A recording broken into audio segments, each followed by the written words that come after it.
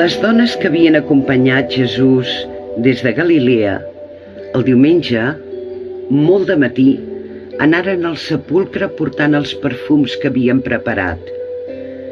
I van trobar la pedra apartada de la boca del sepulcre. Hi van entrar, però no van trobar el cos del Senyor Jesús. Mentre estaven desconcertades pel fet aquell, se'ls presentaren dos homes amb vestidures resplendents.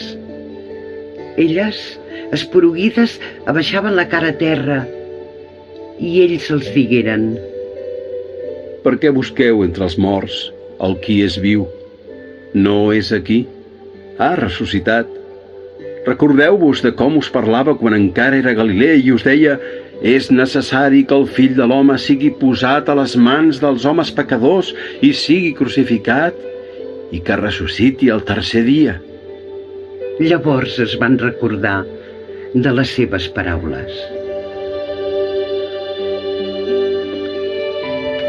Tornant del sepulcre, van anunciar tot això als 11 i a tots els altres.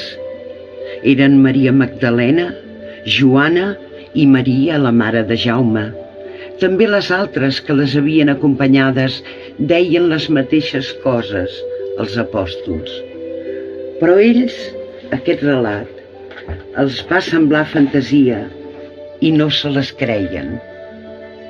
Amb tot, Pere s'aixecà i va anar corrents al sepulcre.